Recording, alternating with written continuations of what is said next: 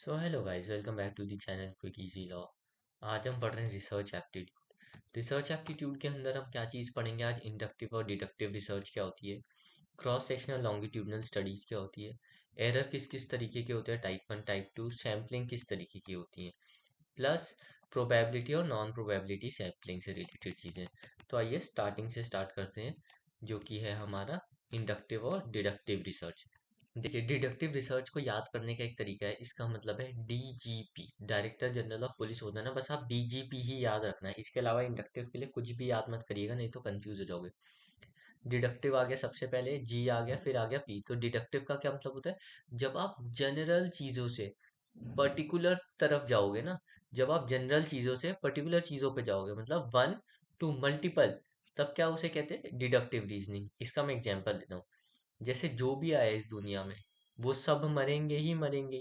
ठीक है, तो मरना जो है वो क्या है? एक तरीके की जनरल चीज है। अब पर्टिकुलर है, हम जाएंगे इसे पर्टिकुलर पे, ये चीज क्या है? जनरल। अब हम इससे जाएंगे पर्टिकुलर पे, क्या? ह्यूमंस, ह्यूमंस भी मरेंगे, एनिमल्स भी मरेंगे, बर्ड्स भी मरेंगे। तो क्या जो मॉर्टेलिटी है, इसको मैंने जनरल माना है। और मल्टीपल मतलब ये ह्यूमंस अलग हो गए, एनिमल अलग हो गए, बर्ड, ये सब क्या मरेंगे। इसका एक एग्जांपल क्या है? अगर लॉ ऑफ ग्रेविटी यहाँ लिख दूं मैं, ठीक है, जनरल चीज है, ह्यूमंस पे अप्लाई होती है, एनिमल्स पे अप्लाई होती है। यहाँ मैं लॉ ऑफ ग्रेविटी लिख दूँ, हाँ जी, एनिमल पे भी होती है।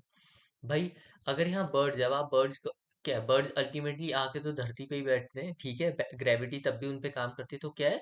ये क्या है? जनरल चीज जो है, जब एक पर्टिकुलर चीजों पे अप्लाई होने लग जाए ना, वन टू मल्टीपल, तो हम क्या कहते हैं? उसे कहते हैं डिडक्टिव रिसर्च। अच्छा, अब आ जाइए इंडक्टिव। इंडक्टिव को जो है उल्टा कर दो, बस इसका डीजीपी का उल्टा कर दो, तो क्या है? पर्टिकुलर टू जनरल हो जाएगा, मल्टीपल टू वन हो जाएगा। जैसे ह्यूमन वन, सपोज कर लो, एक बंदे का नाम लिख लो, ह्यूमन टू दूसरे बंदे का नाम, ह्यूमन थ्री तीसरे बंदे का नाम है।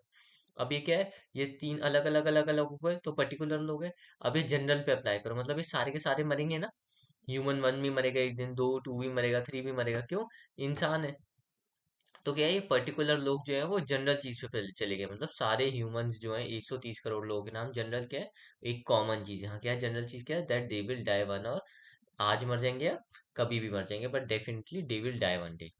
ठीक है, तो इसको याद करने का तरीका है ये, डिडक्टिव और इंडक्टिव। बस आप डीजीपी वर्ड याद करना, इसके अलावा नीचे वाला जो है इसका उल्टा कर देना, नहीं तो आप कंफ्यूज हो जाओगे। डिडक्टिव की ये बनता था, इंडक्टिव का ये बनता था। अब पढ़ते हैं क्रॉस सेक्शनल स्टडीज।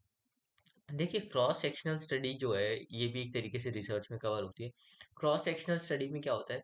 देखिए, हमने पॉपुलेशन के स्नैपशॉट ले लेते हैं, मतलब एक फोटो ले लेते हैं। अगर हमने फोटो ले लिया पॉपुलेशन का, तो पॉपुलेशन में ढेर सारे इंडिविजुअल होंगे, ठीक। पर अब हमने एक टाइम पे फोटो लिया होगा, सपोज करो 10 बजे उसका फोटो ले लिया, तो क्या at a single point in time. तो जब हम बहुत सारे इंडिविजुअल्स को एक सिंगल पॉइंट ऑफ टाइम में पढ़ते हैं, तब हम क्या कहते हैं?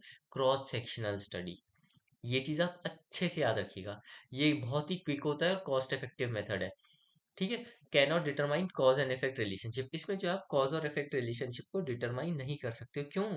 कॉज एंड इफेक्ट हम तब पढ़ते हैं जब आप टाइम, भाई आज आपने एक चीज करी, फिर उसके साथ ये हुआ, एक चीज करी, फिर उसके, यहाँ क्या है? Single point in time, single point in time में तो आप कभी भी कॉज एंड इफेक्ट रिलेशनशिप पढ़ ही नहीं सकते। जैसे एक सर्वे हुआ या एक ओपिनियन पोल हुआ, जैसे अब इलेक्शन आने वाले हैं, तो आपने एक सर्वे ले लिया, एक ओपिनियन पोल ले लिया, तो क्या है? वो माइक ले लेके जाते हैं ना 100 लोगों के पास, तो क्या है? वो तरीके की क्रॉस सेक्शनल स्टडी करे, उस पर्टिकुलर टाइम, उस पर्टिकुलर दिन लोगों का क्या मूड है, ठीक है। ठीक, एक स्पेसिफिक टाइम है। एक चीज आप अच्छे से याद करिएगा कि टाइम सिंगल है। इसको अब मैं नीचे समझाता हूँ, आप यहाँ बहुत अच्छे से पढ़ेंगे। Longitudinal study. लॉन्गिट्यूडनल स्टडी में क्या हो जाएगा? जब आप सेम इंडिविजुअल को और ग्रुप को ओवर एन एक्सटेंडेड या लॉन्गर पीरियड के ऊपर, यहाँ क्या है? सेम इंडिविजुअल हो गए, सपोज करो आपने सिर्फ एक ही बंदे को लिया एक्स, और इसके बारे में आप एक एक्सटेंडेड लॉन्गर 10 साल तक आप सिर्फ एक्स की तैयारी कर रहे हो। एक्स एक बंदा है, उसी के ऊपर स्टडी करो, भाई इसका हेल्थ कैसे है, 15 साल 20 साल तक। तो क्या ये किसके अंदर आ जाएगा? लॉन्गिट्यूडनल स्टडी में। इसको आप याद रखना, जहाँ ये जो इंडिविजुअल या ग्रुप होगा वो सेम होगा लॉन्गिट्यूडनल में। और क्रॉस सेक्शनल में क्या है? डिफरेंट होगा। यहाँ क्या है? क्रॉस सेक्शन में पॉइंट जो है एक ही होगा याद करने के लिए, जैसे सिर्फ आप 10 बजे ही उसकी स्टडी करोगे। यहाँ क्या है? सिर्फ 10 बजे नहीं, आप पूरे 10 साल 15 साल के लिए उसकी स्टडी करो। तो एल से क्या हो गया? लॉन्गर पीरियड ऑफ टाइम के लिए जब किसी चीज की स्टडी करते हैं। और क्रॉस सेक्शनल में क्या हो गया, जब हम एस से सिंगल, मतलब हम जब एक जो है एक किसी पॉपुलेशन की जो है सिंगल पॉइंट पे जब हम तैयारी करते हैं, उसकी स्टडी करते हैं, तब हमारा आ जाता है क्रॉस सेक्शनल। अगर एक बच्चा है, ठीक है, एक बच्चा ले लो, ये सपोज करो ये मार्कर ही बच्चा है रेड कलर, इसकी हमें स्टडी करनी है, इसकी हाइट कितने टाइम तक बढ़ रही है, तो हम 2 साल की स्टडी करी, तो क्या है पॉपुलेशन में क्या हो गया, सेम इंडिविजुअल यही हो गया, एक यही बंदा है, और इन्हीं लोगों की आपने स्टडी करी लॉन्गर पीरियड के लिए। या ऐसे 10 बच्चे हैं, तो वही 10 बच्चे 10 साल तक के लिए सेम हो गए आपके लिए, प्लस आप लॉन्गर पीरियड के लिए उन पर स्टडी करेंगे, तो क्या आ जाएगा, लॉन्गिट्यूडनल स्टडी आ जाएगा। जब हमें उस दिन पर्टिकुलरली उसी दिन एक चीज के बारे में जानना हो, और वो डिफरेंट इंडिविजुअल हो, पॉपुलेशन हो अलग अलग, किसी का मूड जानना उसी सिंगल पॉइंट ऑफ टाइम, तो क्या आ जाएगा, क्रॉस सेक्शनल स्टडी आ जाएगी। अब देखिए एरर, एरर ना इसलिए इंपॉर्टेंट है, देखो इससे आपको फिर पता चलेगा हाइपोथेसिस के बारे में। हमने पिछली वीडियो में जैसे किया है ना, नल हाइपोथेसिस जो बताता है भाई कोई रिलेशनशिप है ही नहीं, ना पॉजिटिव ना नेगेटिव, और ऑल्टरनेट हाइपोथेसिस क्या बताते हैं कि रिलेशनशिप है। तो जब भी हम पीएचडी के अंदर रिसर्च करते हैं, कोई भी रिसर्च करते हैं, तो क्या करते हैं ना, हम अपने नल हाइपोथेसिस को गलत प्रूफ करते हैं कि भाई नल हाइपोथेसिस जो है वो गलत है, और हमारी जो हमने जो रिसर्च करी है उनके बीच में ये रिलेशनशिप है।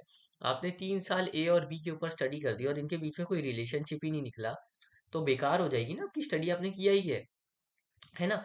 तो क्या है, टाइप वन एरर, अब इसके अंदर दो तरीके के एरर होते हैं वही। देखो टाइप वन एरर में क्या होगा, इसको हम कहते हैं फॉल्स पॉजिटिव। आप हमेशा ये चीज याद रखना, false positive type one error.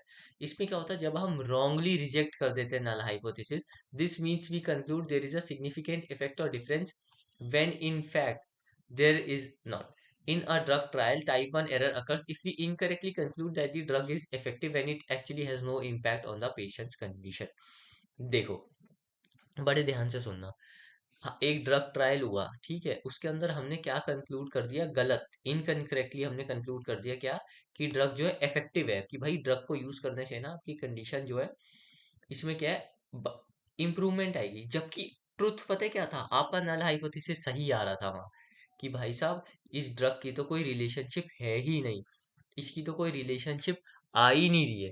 तो आपने क्या किया, बस अपनी रिसर्च को सही ठहराने के लिए अपना नल हाइपोथेसिस को सही, क्या कह रहा है, आपने अपने नल हाइपोथेसिस को रॉन्गली रिजेक्ट कर दिया।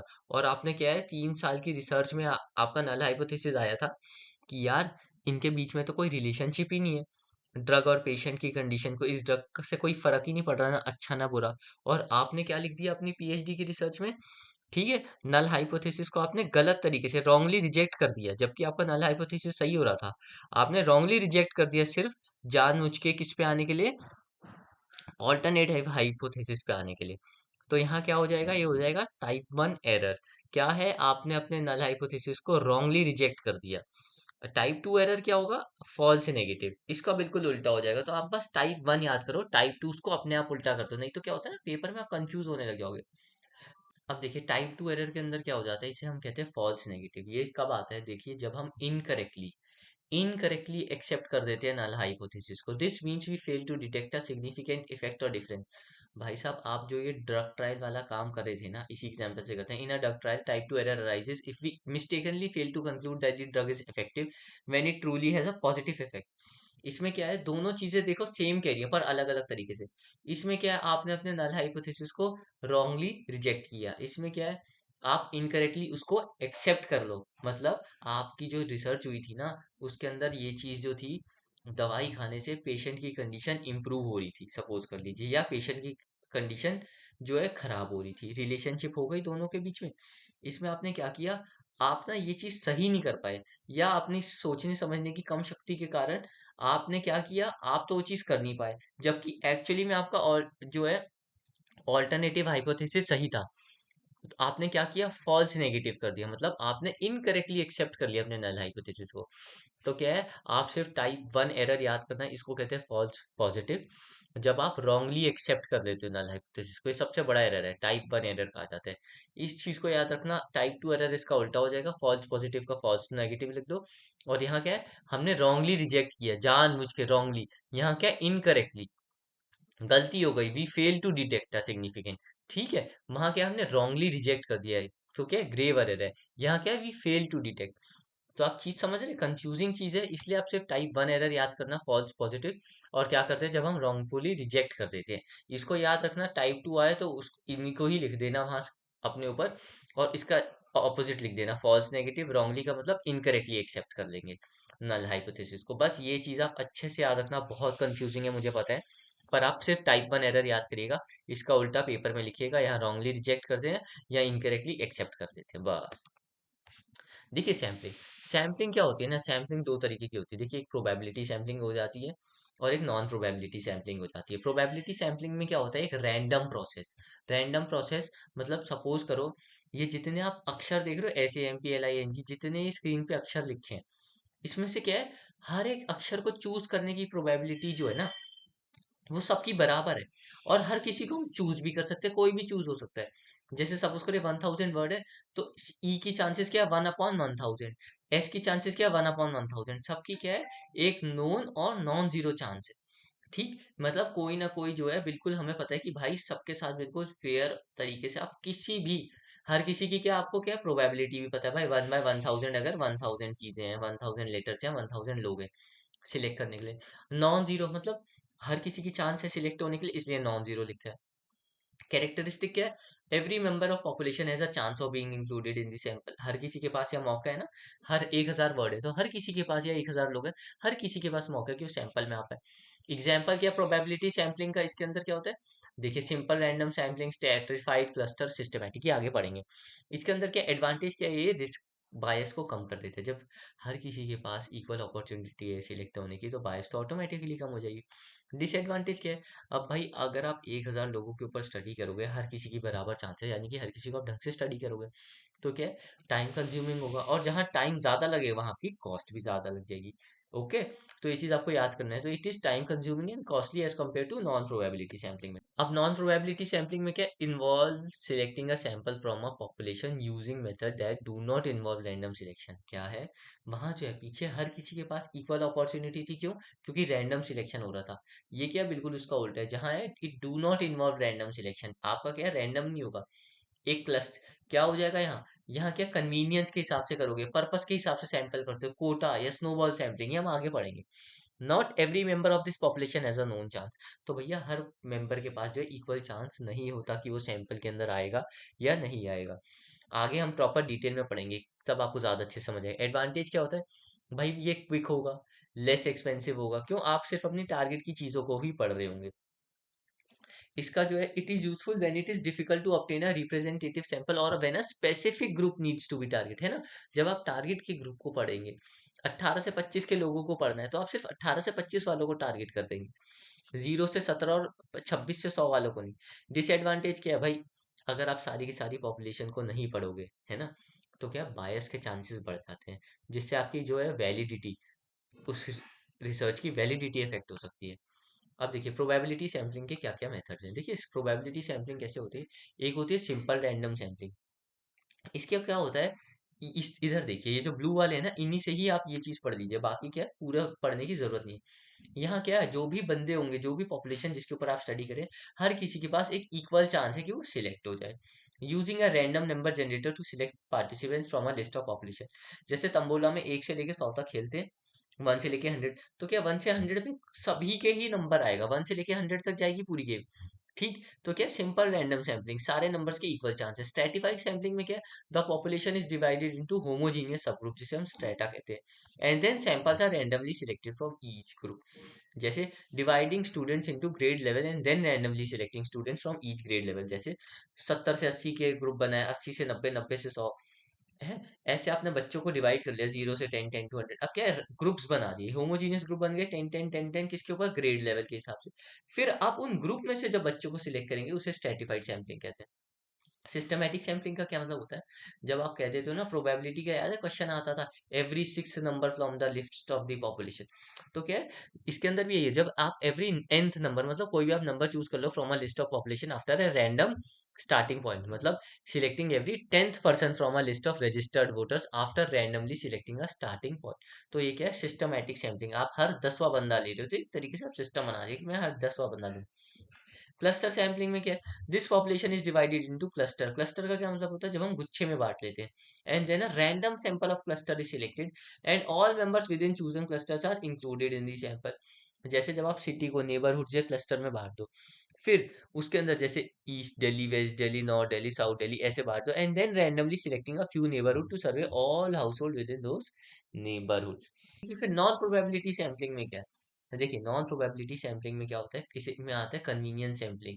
जब आप अपनी जो है इंडिविजुअल्स को जो है इजीएस्ट टू रीच आप अपनी कन्वीनियंस के हिसाब से करने लग जाते हैं ना, जैसे surveying shoppers at a mall और interviewing people passing by out by on the street. कोई सिस्टम नहीं है, किसी से भी आप बात कर रहे हो या किसी का भी आप रैंडम व्यू जानना चाह रहे हो, तो क्या ये क्या है भाई साहब, ये नॉन प्रोबेबिलिटी सैंपलिंग है। ये चीज आप याद रखिएगा। ठीक, किसके अंदर, जब आप अपनी कन्वीनियंस के हिसाब से काम करना शुरू कर देते हैं तो किसमें आ जाता है, कन्वीनियंस। पर्पसिव सैम्पलिंग क्या होता है, जब आप एक स्पेसिफिक क्राइटेरिया बना लेते हैं जो आपके रिसर्च क्वेश्चन से रिलेटेड है। तो क्या, recruiting participants for a study on the leadership quality bye selecting individual जो मैनेजरियल पोजीशन होल्ड करते हैं। इसमें क्या है, फिर पर्पस आपका क्या है, सिर्फ मैनेजरियल लोगों को पढ़ना है। तो जो छोटे मोटे लेवल पे जो लोग काम करेंगे आप उनसे रिलेटेड जो है उनसे आप बात ही नहीं करेंगे, उन्हें आप अपने रिसर्च में शामिल ही नहीं करेंगे। तब आप कौन सी रिसर्च करेंगे, purpose is sampling. Quota sampling क्या होता है, जब आप सिलेक्ट करते हो इंडिविजुअल्स को non randomly to ensure that the certain characteristics are representative in the sample in proportion similar to those। देखिए, ensuring that a survey sample include a specific number of participants from different age group to reflect the age distribution of the group। तो क्या है, आपने एक certain characteristic ले ली, एक specific characteristic ले ली, उनके आपने क्या, एक कोटास क्रिएट कर दिए कि इस इतने, भाई 20 से 25 के 100 लोग लूंगा, 25 से 100 के 100 लोग लूंगा। तो क्या, ensuring that a survey sample include a specific number of participants from different age group. इससे क्या है, आपने डिफरेंट एज ग्रुप के जो है 50-50 पार्टिसिपेंट्स ले लिए, तो ये क्या आ जाएगा, कोटा सैंपलिंग में आ जाएगा। स्नोबॉल सैम्पलिंग क्या हो जाएगा, जब participants in the study recruit other participants from among their acquaintance और सोशल नेटवर्क। जब जो पार्टिसिपेंट्स, आप एक बंदे के पास गए, 10 बंदे हैं वहाँ, उन्होंने जब फिर क्या है, उनके एक्वेंटेंस या आपने अपने एक्वेंटेंस या सोशल नेटवर्क से लोगों को ले लिया, तो स्नोबॉल सैम्पलिंग आ जाएगा। कैसे, अगर आप उन लोगों को जानते हैं, जैसे studying a hard to reach, जब आपको पॉपुलेशन जो है एक ऐसी पॉपुलेशन के पास जाए जहां बहुत मुश्किल है आपके पास जाना है, जैसे ड्रग यूजर है, आपको खुलेआम नहीं बताता ना जी मैं तो चरस गांजा करता हूँ, है ना, नहीं बताता, तो ये क्या है, studying a hard to reach population such as drug users to undocumented immigrants by starting with a few known individual and then asking them to refer others in their social circle to participate in the study. देखो, यहाँ क्या है, आप participant के पास गए, x के पास, और भाई कितने चरस गांजा लेते हो, कितने कितने टाइम में लेते हो, फिर आपने, अब क्या, बाकियों को तो आपको पता नहीं कि कितने लोग चरस गांजा ले रहे हैं, फिर आप एक्स से कहोगे कि यार तुम मुझे अपने दोस्तों के बारे में बताओ, मैं कोकेन और उसके ऊपर एडिक्शन के ऊपर स्टडी कर रहा हूँ। फिर वो जो है एक्स जो है Y Z A B C के बारे में बताएगा, ये मेरे दोस्त हैं और आप इनसे भी स्टडी कर सकते हैं। तो ये क्या है, स्नोबॉल सैम्पलिंग आ गया। ठीक, पार्टिसिपेंट्स के जब आप एक्वेंटेंस या सोशल नेटवर्क पढ़ने लग जाए। देखिए, अब क्या है, जो ये वाली चीज़ है ये मैंने इसलिए लिखी है, जैसे हमारे यहाँ लॉ के स्टूडेंट्स जो देख रहे हैं, इसमें क्या है, ये चीज़ जो है हर बच्चों को जाननी चाहिए। ये वाली चीज़ देखिए, एट ऑल का मतलब क्या होता है, एंड अदर्स। ये पेपर में पूछ लेते हैं, ETL मैच द फॉलोइंग में, एट ऑल मतलब एंड अदर्स। तो ये कहाँ वर्ड यूज होता है, मल्टीपल ऑथर से रिलेटेड वर्ड होता है। अगर आप नॉन लॉ स्टूडेंट हो तो भी आप देख लो, बस 1 मिनट में ही खत्म हो जाएगी वीडियो। देखिए, for an authored book ILI में क्या करना होता है, आप बस नॉन लॉ स्टूडेंट्स बस आप देखते रहो वीडियो, ठीक है, लॉ वालों के लिए ज्यादा इंपॉर्टेंट है। देखिए, नेम ऑफ द ऑथर क्या है, टाइटल ऑफ द बुक, फिर पेज नंबर, अगर कोई स्पेसिफिक पेज नंबर है, पब्लिशर, प्लेस, पब्लिकेशन। ये क्या है, अगर आपको ऑथर बुक की वो साइटेशन पूछ ले पेपर में, लॉ स्टूडेंट्स, तो क्या है, MP जैन सबसे पहले आएगा, टाइटल ऑफ बुक को आप टिल्ट करोगे, पेज नंबर आ जाता है, कहाँ से पब्लिशर का नाम आएगा, प्लेस आएगी, कौन सा एडिशन है, फिर डेट आएगा। ये चीज याद रखना। अगर आपको साइटेशन वो पूछ ले मल्टीपल ऑथर्स की, ये हर बच्चे को याद रखना है। तो एट ऑल का वर्ड पूछ लिया था, कि इसका मतलब क्या है, बाय मल्टीपल ऑथर्स का क्या मतलब होता है, जब मोर देन 2 ऑथर्स लिखे हो, तो name of the first 2 authors यहाँ ये लिख देंगे, ETAL जो है थोड़ा सा टिल्ट में लिख देंगे, टाइटल ऑफ बुक को टिल्ट करके लिख देते हैं। तो ये आपको ETAL का मतलब पता होना चाहिए, एंड अदर्स है। इसके बाद क्या है, साइटेशन, अगर कोई पेपर पब्लिश किया किसी जर्नल वर्नल में, तो क्या होता है, ये देखिए, नेम ऑफ द ऑथर लिखो, टाइटल ऑफ द ऐसे लिखो विद इन इन्वर्टेड कॉमर्स, ये चीज आप याद रखना। प्लस कौन से नंबर में वॉल्यूम वो आया, जर्नल का जो नाम है वो इन्वर्ट इटैलिक्स में हो जाएगा। अगर यहाँ मैंने गलती से इन्वर्टेड बोल दिया ना तो याद रखना इटैलिक्स है, टाइटल ऑफ द बुक या एट ऑल, ये क्या इन इटैलिक्स में हो जाएगा। है 25 जीली, ये क्या है, उसके बाद पेज नंबर और ईयर आ जाएगा। वेबसाइट को अगर आपको साइट करना है तो क्या है, जो वेबसाइट है ना, वो आ जाता है यहाँ नाम, अवेलेबल एट टिल्टेड आता है, और इस वेबसाइट का जो क्या आ जाता है, वेब एड्रेस आ जाता है। उस वेबसाइट का जो आर्टिकल का नाम होगा या जो भी होगा वो इधर आ जाएगा। लास्ट मॉडिफाइड, अगर कुछ मॉडिफाई किया या विजिट किया तो लास्ट विजिटेड, ऐसे आ जाएगा। So thank you guys for watching this video. I hope आपको जो मैं पढ़ा रहा हूँ वो चीज़ समझ आ रही है। रिसर्च एप्टीट्यूड को मैं मेन मेन चीज़ें जो है सारी की सारी कवर करना चाह रहा हूँ, कि जिससे जो बच्चों का सिर्फ पेपर वन के कारण नेट रुकता है ना यार, उन लोगों का नेट ना रुके। मेरी यही इंटेंशन है कि बस वो बच्चे जो पेपर टू पढ़ पा रहे हैं, बस पेपर वन में बार बार लटक रहे हैं ना, उन बच्चों का भी इस बार नेट क्लियर हो, नेट जेआरएफ क्लियर हो। So thank you guys for watching this video. अगर आप को वीडियो अच्छी लगती है उसे लाइक शेयर सब्सक्राइब कर दिया करिए, कमेंट्स किया करिए, जो भी आपको अच्छा लगता है कमेंट कर दिया करिए। यूट्यूब एल्गोरिथम में मेरी थोड़ी मदद हो जाएगी। टेलीग्राम पे ज्वाइन कर लीजिए, कुछ गलती हो तो मैं टेलीग्राम पे ही बताऊंगा, कुछ क्वेरी हो तो आप मुझे ईमेल भी कर सकते हैं। So thank you guys, have a great day, I will see you again.